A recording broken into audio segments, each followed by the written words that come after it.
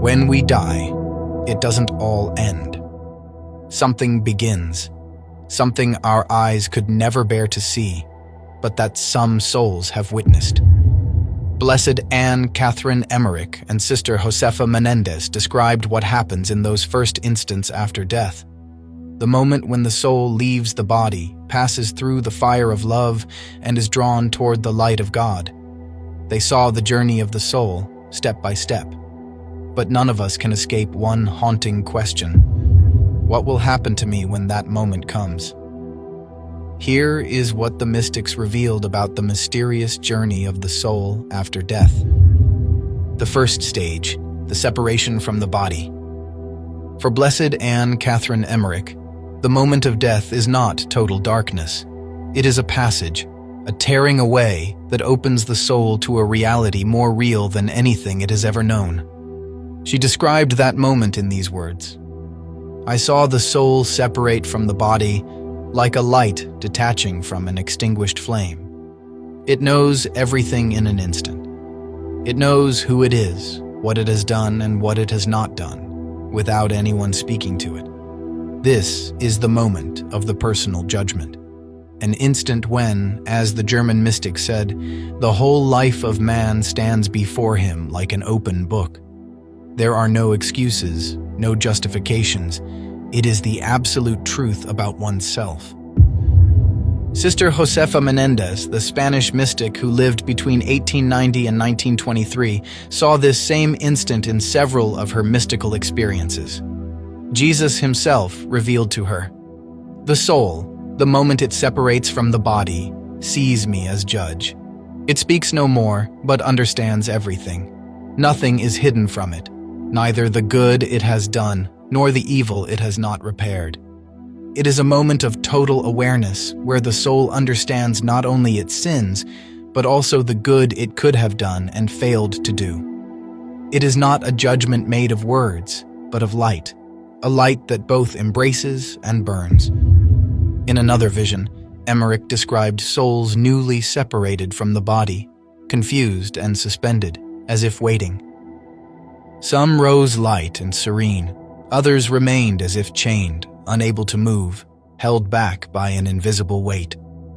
That weight, she explained, is unpurified sin, the attachments to earth, the words left unsaid, the forgiveness refused.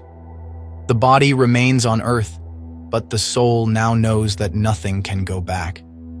And in that moment, its deepest desire is no longer to live, but to be purified, so that it can see God. After the judgment, Sister Josefa Menendez said, "The soul feels the need to be purified. It is not God who condemns it. It is the soul itself that recognizes its impurity and yearns to be cleansed, to love God without shadow or stain." In her book, The Way of Divine Love, Josefa wrote, "When the soul understands the holiness of God and its own misery, it throws itself into the place where it can be purified, for it cannot bear the sight of such purity until it is entirely free from every stain." It's an extraordinary phrase. It is not fear that leads the soul to purgatory. It is love. The soul does not flee from God. It rushes toward him, but understands that to reach his embrace, it must pass through the fire that transforms. Emmerich saw this fire and described it not as a flame that destroys, but as a light that penetrates. The fire of purgatory is the love of God that cannot yet be possessed. It is a sweet and terrible fire that desires to unite and yet separates. In her visions, the German blessed saw souls in regions of increasing light, each level corresponding to the soul's degree of purification. The purer the soul becomes, the closer it moves to the light, and the stronger it feels God's presence calling to it. Sister Menendez, on the other hand, saw the sorrow of souls still marked by the traces of earthly life. Some suffer for words spoken without love, others for having refused forgiveness, still others for their coldness toward God and toward their neighbor. These are not arbitrary punishments, but memories of wounded love. Every lack of love must be healed in the fire of love itself. That is why purgatory is not a place of despair but of luminous hope. In a moving passage, Josefa reported the words that Jesus spoke to her. Tell souls that in purgatory there is both love and suffering. They love because they are certain of being saved. They suffer because they cannot yet possess the one they love. This is the second stage, purification, a mysterious process in which the soul never loses peace, even in its suffering, because it knows its destiny is light. After purification comes the third stage, union with God. But what does that mean? What truly happens? This third stage is something that no human language can fully describe: the union with God. Anne Catherine Emmerich saw it in a vision, and her words remain among the most powerful ever written on this mystery. I saw souls rise like sparks toward a light that had no more limits. And when they touched it, they were transformed. There was no more face, no more form, only love united with love. It is the moment when the soul enters the glory of God, where every tear is dried and every wound healed. The journey is complete. Pain becomes song.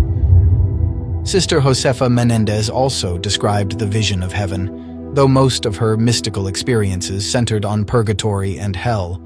But in one passage, Jesus told her, "When the soul enters heaven, one instant suffices to make it forget centuries of purification. Everything becomes love. Everything becomes me." This is the final promise. The third stage is the fusion with the love that created the world. No more shadow, no more time, no more distance. Emmerich saw this as a transfiguration, an eternal communion in which every soul finally finds its place in the light of God as part of the mystical body of Christ. Each soul, she said, has a unique sound in the great song of heaven. When it enters glory, that note is added, and nothing will ever be incomplete again. The three stages, separation, purification, and union, are not only a sequence after death. They are also a spiritual map for life itself. Because, as both mystics explained, what the soul experiences after death begins already here, in how we love, forgive, and seek God. Emmerich wrote, "Every suffering born with love is already a purification. Every act of charity is already a spark that lights the fire of heaven." And Sister Menendez added, "If souls knew the power of a single act of pure love, many would be saved from purgatory." These words change everything. The journey does not begin at death. It begins every day, each time we choose whether to live for ourselves or for God. So what is death? Today, as we reflect on these three stages, we can understand that death is not a wall, but a door. Behind that door, there is not emptiness, but a path that each of us is already walking. Anne Catherine Emmerich said it with prophetic simplicity. The soul that loves God does not fear death, for death is only a veil that falls, and behind that veil is the face of the beloved. And Sister Menendez confirmed, the mercy of Jesus is greater than every sin. No one should fear approaching him. Death is not punishment, it is return. This is the heart of their message, mercy. No matter how far we have wandered or how wounded we are, every soul has a path that leads to light. The only condition, do not close your heart. Brothers and sisters, the visions of Anne Catherine Emmerich and Sister Josefa Menendez are not meant to frighten us, but to awaken us. They remind us that life is short, but love is eternal. That death is not the end, but the moment when everything done for love, and only for love, remains forever. The journey of the soul is not a dark mystery, but a promise of light. And the beauty is that we can begin to prepare for it even now, through prayer, mercy, and forgiveness. Because in the end, when our final breath leaves us, we will not be alone.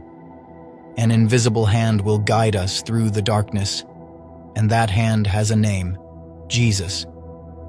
The soul that trusts in my mercy, Jesus told Sister Josefa, will not know the fear of death, but only the sweetness of returning home. Write in the comments, Jesus, I trust in you. Guide my soul toward your light. Let us turn this space into a shared prayer, a chain of trust and love for all souls, those of yesterday, today, and tomorrow.